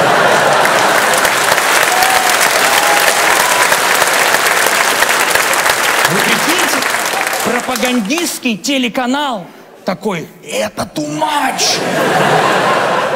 Мы не можем это показывать, бабки выйдут на митинги. Когда моя бабушка узнала о том, что случилось с бабушкой Полины, она такая, ой, и к ней пришли, господи, когда же они от нас отстанут, господи, какой ужас. Ой. А скинь ссылку посмотреть. Такая, мол, удостовериться, что, мол, не я одна въебалась на этой ситуации. Чтобы увидеть, что мы, бабушки, единым фронтом зашквариваемся. И вот с моей бабушкой другая проблема. Вот сколько бы раз она не была свидетелем того, как по телевизору не просто говорят вранье, а как даже вот конкретно она помнит, в каком она контексте говорила слова, и как конкретно ее слова выкручивали наизнанку, она один хер продолжает верить тому, что говорят в этих передачах. И это так интересно, потому что доверие нашего поколения с вами СМИ проебали начисто. Понимаете, о чем я? Я иногда даже когда отстраненные новости какие-то читаю, типа в Санкт-Петербурге откроется новая кофейня. У меня первая мысль – пиздёж. Откроется. Давайте вы ее откроете, туда кто-нибудь сходит, сфотографирует, потом поговорим. Я этими обещаниями жопу подтираю вашими.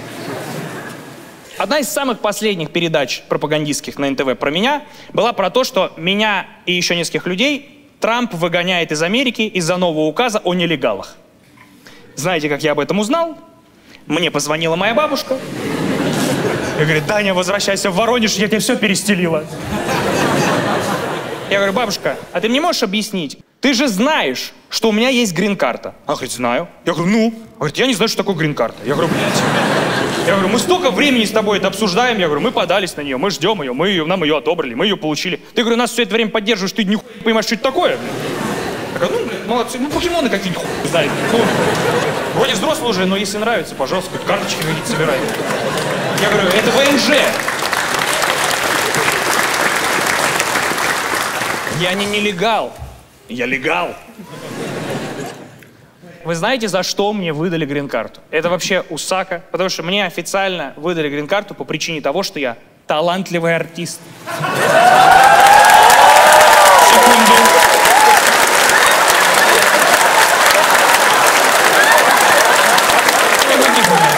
А это что это за высокомерный смех? Да, талантливый артист. Так Америка решила. Америка? Пока Америка не скажет, вы... На самом деле это такой угар, потому что Мне когда пришла грин-карта, с ней был документ, в котором было написано, в какую категорию я попал, почему мне ее выдали. И я так охерел, потому что это официальный документ с тиснением, типа там орел, американский флаг. И я читаю, и там написано: Данила Поперечный, двоеточие, alien with extraordinary abilities. Я такой: пришелец со сверхспособностями?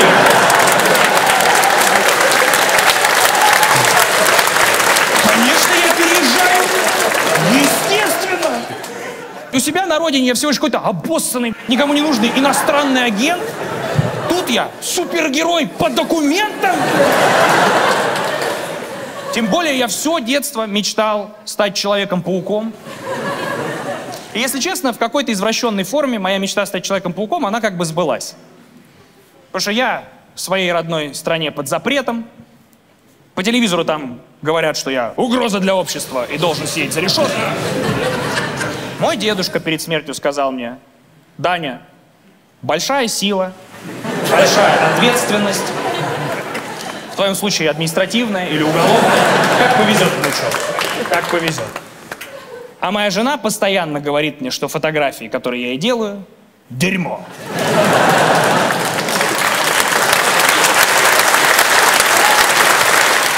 Я, если честно, не знал, что над некоторыми вещами надо специально работать в отношениях. Я по глупости своей думал, что ты вот как с человеком в начале отношений сошелся, типа характерами, так оно как бы и должно и продолжаться. Для меня, допустим, было открытием, что, например, надо специально работать над тем, чтобы в семье у вас в паре сохранялось влечение друг к другу. Потому что выяснилось, что когда ты 24/7 жопа к жопе, сложновато продолжать оставаться для своей жены загадочным и сексуальным. Особенно, когда ты иногда просыпаешься, и она тебе такая говорит: ты меня сегодня ночью так запердел. А ты лежишь, и тебе в целом, тебе нечего ответить.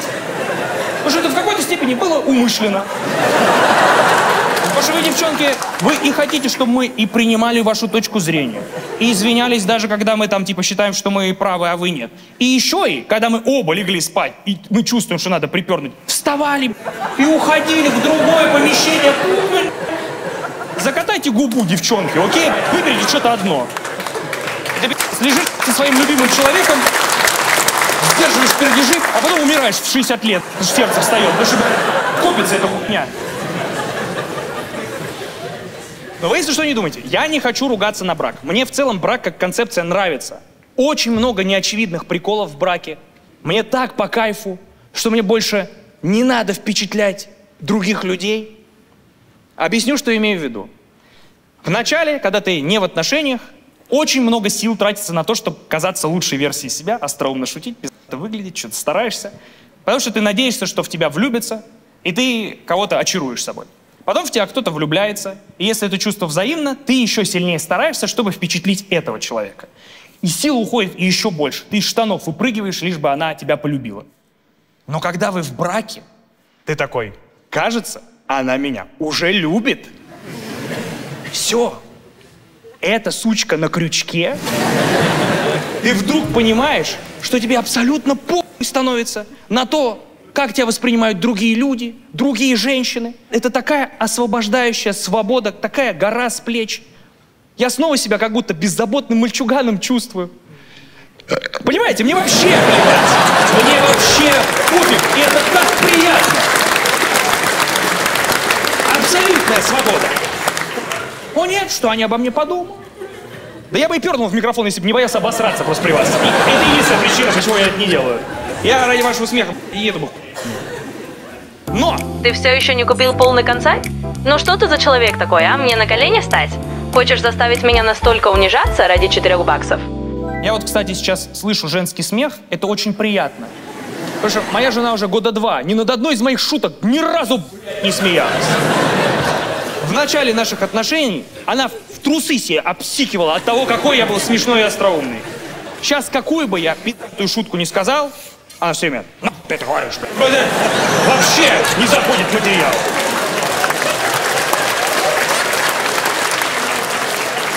Еще и выяснилось, вдобавок ко всему, что моя жена тревожный ипохондрик. И это вообще ужас. Вот знаете, какого рода? Что вот у нее стреляет в боку, и она такая: это рак. И она, это не манипуляция, она реально так думает. И я к ней каждый раз подхожу и говорю, да с чего ты решила, что это рак? И она мне все время говорит, типа, ну а что это еще может быть? Я говорю, действительно, ну рад познакомиться с человеком, который почувствовал рак боком на первой стадии. Я говорю, можно я пожму вам руку? Медицинское чудо. И я долго пытался понять, что происходит, почему она такая. А потом выяснилось, что очень простой ответ. Потому что у нее еще хуже мать.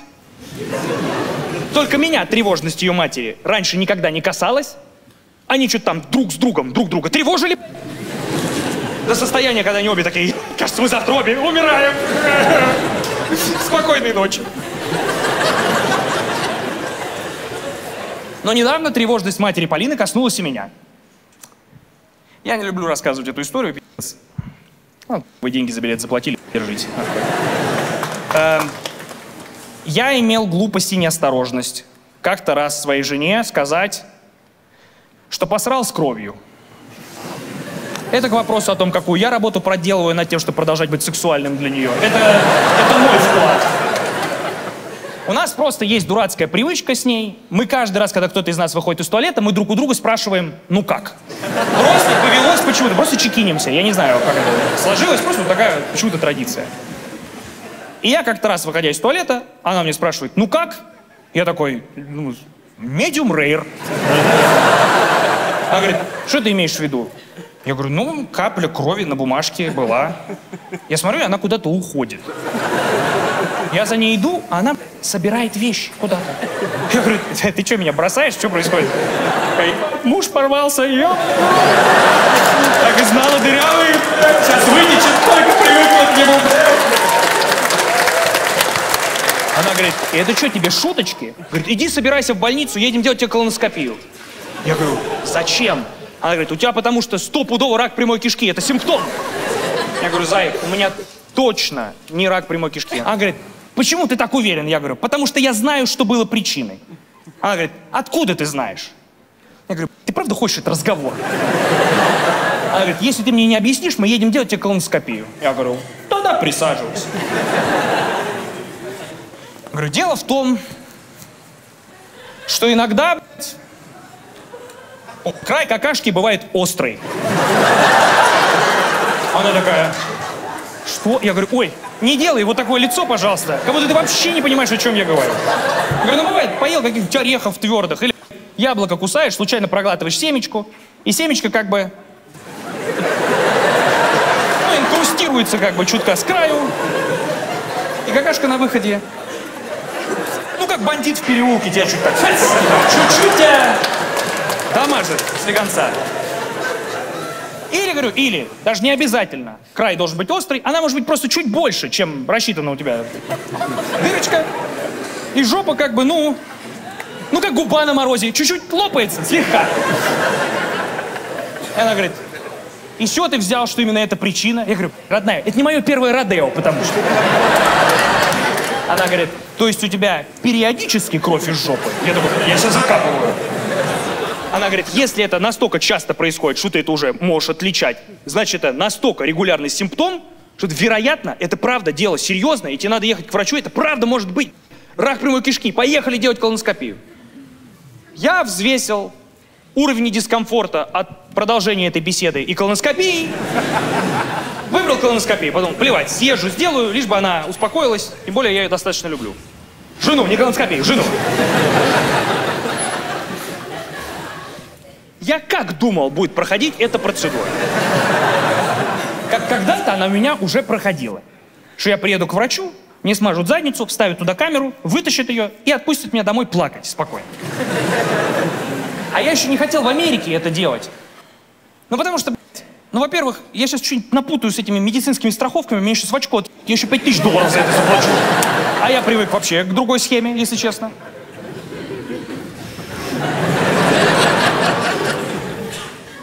При этом, если честно, очень смущал момент того, что у меня в заднице будет ковыряться именно американец. Не с точки зрения ксенофобии, а скорее из-за некого языкового барьера. Потому что, смотрите, я хорошо знаю английский, хорошо на нем говорю.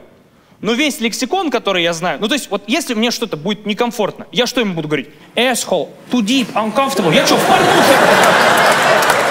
Я все эти слова знаю из порно. Он меня спросит, is it uncomfortable? Я скажу, too deep, daddy. Я говорю, ну, вырвется еще. Я не вернусь, я повернусь, у него стоит. Ну, это уже почти конец. Я считаю, что раз мы развлекали тебя 1,5 часа, мы заслуживаем от тебя небольшие чаевые. Мне вообще начинает казаться, что вы нас, девчонки, на самом деле не любите, а мы просто удачно оказываемся возле вас во время вашей овуляции. А потом вам просто неловко нас срезать, и вы такие, ну, видимо, это мой теперь. Вы слышите, они смеются и хлопают. Вы охуели, что ли? Сидят такие, жиза, из вежливости. Окей, у меня у жены есть очень близкая подруга. И у этой подруги есть муж. И я с этим типом общаюсь, дружу по остаточному принципу. Потому что у нас жены дружат. Он нормальный тип, мне нравится проводить с ним время, но если честно, если бы наши жены не дружили, мы с ним общались. И у меня иногда ощущение, что у нас не жены дружат, а мамы. Потому что я недавно услышал следующий разговор. Значит, наши девчонки придумали себе такую историю, что они поедут устроить себе вечер шопинга. Но перед тем, как они вдвоем поедут шопиться, они со своим мужем заедут к нам в гости. И вот мы сидим с этим мужем в комнате, молчим. Просто не разговариваем. Ну, конечно, главные герои же не в локации. Зачем на нас оперативку тратить? Правильно? И вдруг я краем уха слышу, как моя жена, уже уходя со своей подругой, стоя в пороге, говорит: стой, подожди, а мы вот сейчас пойдем на шопинг, а что они будут делать? И я сижу и такой: ура! Моя хозяйка вспомнила обо мне! Спасибо! Спасибо! Надо послушать, что моя госпожа мне приготовила, какой план действий. И ее подруга говорит: я, говорит, что-то об этом не подумал. Говорит: придумала. Пускай поиграют. Их обеих устроил этот уебищный ответ, и они ушли. И знаете, что мы сделали? Мы поиграли, а хрен мне оставалось делать еще. Сидели два 30-летних лба такие: а ты вот в эту игру играл? Да? А ты в курсе, что там есть секретный уровень? Потому что в эмиграции друзей не выбираешь. Говоришь со мной на одном языке — добро пожаловать в мой круг общения.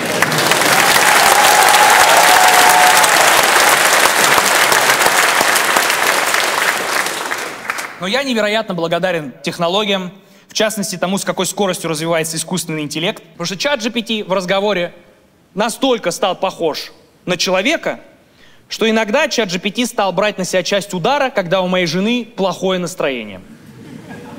Я недавно пришел домой и услышал, как моя жена отчитывает искусственный интеллект. Она такая: почему? Я тебе 5-й раз говорю, переведи это сообщение. А ты вместо того, чтобы перевести сообщение, переводишь фразу «переведи сообщение». Я тебе что, непонятно объясняю? ChatGPT что-то пытается ответить, она выключает это. Ей похуй, ей не важно, что он скажет свое оправдание. А просто гасит его. Я слышу это, думаю, хочется вроде спросить, думаю, ну сейчас еще на меня это перекинется. Я с заниженных уже начинаю, типа: хорошенькая моя любименькая, что случилось? Она: да вот, эта хуйня не работает. Она выключает голосовой режим. И если вы не в курсе, все, что ты вслух обсуждал с чатом GPT, можно в виде текста отмотать, как переписку посмотреть. И я смотрю, в чем суть их конфликта, отматываю, отлистываю. И выясняется, что моя жена единственное, что написала чату GPT, написано: переведи это сообщение. И никакого сообщения, которое надо перевести, нет. То есть машина делает, что ей сказали, и ей ебут за это голову. Моя жена видит это в переписке, у Полины свирепеют глаза. Она говорит: ты что, сука, удалил сообщение?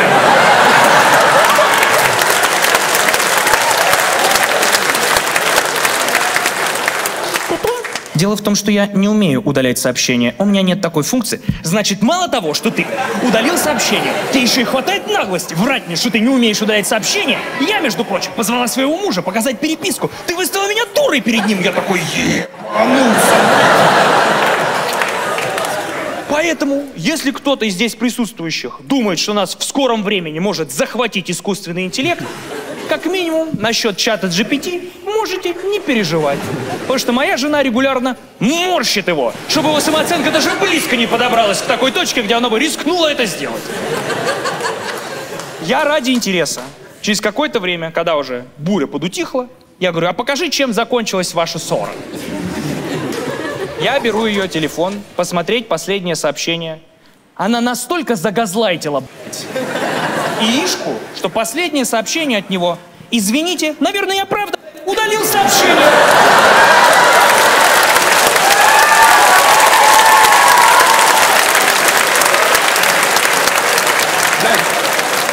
Я клянусь, у меня на глаза слезы навернулись.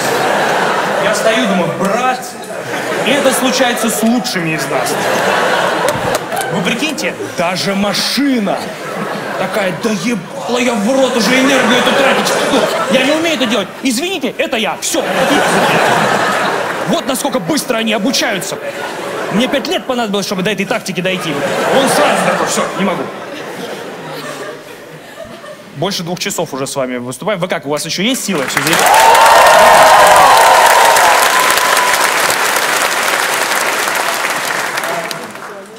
Я скоро стану папой. Спасибо. Я действительно нервничаю, мне ценна ваша поддержка. Я никогда не управлял Ватиканом. Полина не беременна. Я просто, мне 31, я правда, технически скоро, наверное, стану папой. Пиздец, вы быстро клюнули нахуй. Нет, это, прикиньте, такой анонс. После тура объявляется секс без презерватива. Не, мы на самом деле мы правда уже готовы к детям. И я все время, с одной стороны, думаю, вроде мы готовы, а с другой стороны, столько пи***ца сейчас в мире происходит. Как будто не хочется респаунить нового человека и говорить: та-дам! Это все тебе, развлекайся. Папа, а что тут делать? А я хуй знает, дружок, разбирайся сам. Теперь это твоя ответственность, я уже не могу. Столько хуй происходит, с другой стороны, начинаю думать, будет что рассказать детям. А потом я такой, мы детям-то мы расскажем. Только им будет похуй. Помните, как нам в детстве всегда? Я, когда началась война, эмигрировала в другую страну. Бабушка, спокойной ночи. Ты когда тебе так на эти истории, потому что у тебя эмоциональный интеллект не развит настолько, чтобы к этому подключаться. Ты смотришь на нее и говоришь, ты и выглядишь так, как будто с тобой всякая хуйня происходила. Ты у меня нет иллюзий на этот счет, но я просто пока в это не вовлечен. Вы еще прикиньте, как мы будем звучать для наших внуков странно. Однажды всю планету закрыли на карантин. О, бабка ебнулась, в турку ее. Нет, я не ебнулась. И если ты хотел выйти на улицу, единственный способ, как это можно было сделать, нужен был QR-код или собака. Это как будто ребенок придумал. Нам никто не поверит, что так было на самом деле. И вот знаете, я насколько бы я не был уже готов к ребенку, вот если в зале вдруг есть молодые родители, поаплодируйте, кто недавно стал отцом или матерью. Похлопайте. Да, просто хочется вам сказать, вы, если что, худшая реклама родительства. Вы даже не представляете, как вы выглядите со стороны.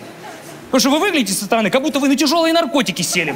Вы хотите спать, у вас выпадают волосы, вы бледные, и вы стоите все время такие: братан, это лучшее чувство, которое случается когда-либо в жизни. Я никогда ничего подобного не испытывал. Скорее попробуйте его и... Я тебе кричу, братан, ты вот так его головку нюхаешь, вот так. Это вообще кайф. Охуенно. Хочется к вам присоединиться в ту же секунду. Торчки ебаные. И при этом как своим друзьям не расскажешь, говоришь, что вот мы, планируем ребенка заводить. Они вроде поддерживают, но потом такие, как будто не самый удачный момент для этого. И меня это так злит, потому что я на самом деле с ними головой согласен. Потому что, давайте по-честному. Мы, как поколение, находимся очень близко к очередному дефолту какому-то финансовому. Нам пророчат какой-то неебический финансовый кризис, которого не бывало многие десятилетия. Карты на стол. Мы как никогда близки к Третьей мировой войне. Настолько, что если мы... Вот простой мысленный эксперимент. Если послезавтра мы заходим в новости и видим, официально началась Третья мировая война, первая наша мысль будет, ну да, к этому все и шло. Мы даже не удивимся. Настолько это стало близко к нам. И мало того, что в мире столько хуйни происходит, еще и конкретно со мной всякой, уникальной негативной херни происходит. Я не могу безопасно возвращаться на родину. И на агентство, проверки всякие, административки. 225 рублей по коммуналке задолжал. Из новостей узнал. Но при этом, при всей этой хуйне, которая происходит в мире, и при всем пи***це, которое происходит конкретно со мной, кажется, я счастлив. И я думаю, раз я счастлив, то, наверное, и пиздюк как-нибудь справится. Ну да, помандит на меня психотерапевту, но я готов взять на себя эту ответственность. Ничего страшного.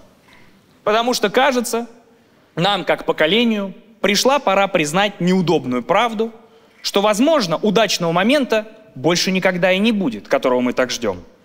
Что ждать удачного момента чревато тем, что мы можем оказаться стариками, которые будут сидеть и говорить, так, оказывается, самый удачный момент был, когда дроны первый раз полетели. Нихуя себе. Потом, оказывается, все хуже было. Потому что мы, как люди, мы не любим признавать неудобную правду, которая не вписывается в наше представление о жизни. Приведу вам пример напоследок. Я недавно нашел статью, в которой говорится, что самым опасным сексом для мужчин с медицинской точки зрения является минет, когда ему отсасывают. Потому что, согласно исследованию, во рту человека находится более 700 бактерий, которые научно доказано при попадании в уретру приводят к импотенции. И знаете, что я сделал, когда узнал эту информацию? Точно то же самое, что сделаете прямо сейчас и вы. Сделал вид, что нихуя не слышал.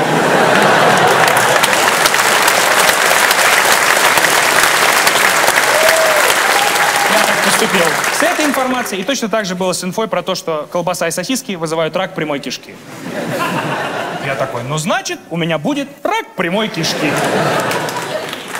Тем более, зачем бороться за жизнь, если хуй все равно не стоит от всех этих минетов?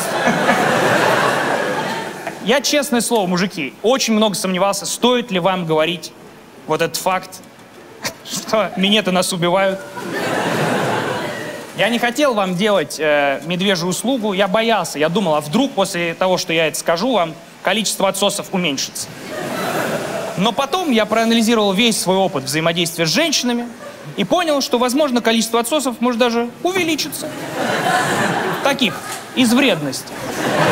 Я тебе сколько раз сказал посудомойку разобрать, вот теперь получаю. Поэтому, если в зале прямо сейчас присутствуют мои недоброжелатели, вот вам отличная идея, как вы можете мне навредить в долгосрочной перспективе. Правда, у меня на сегодня все. Огромное вам спасибо, вы замечательная публика. Для меня была огромная честь выступать сегодня перед вами. Мы записали отличный концерт, спасибо вам огромное. Увидимся с вами на ютубе. Спокойной ночи, пока!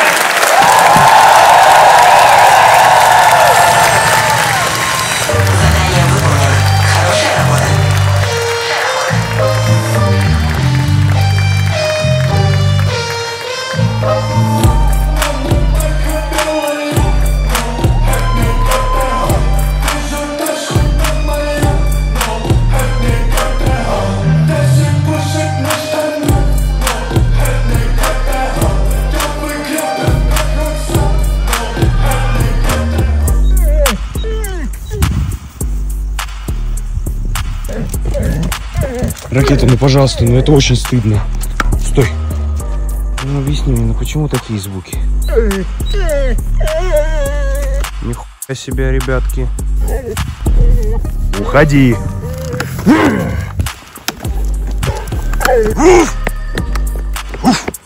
Пошел вон. Молодец, гавкнул, умница. Наконец-то. Наконец-то я услышал от тебя лай. Голос! Ракета, голос! Пошли отсюда, вон! Нет, ракета, голос! Надо голос! Ракета, голос!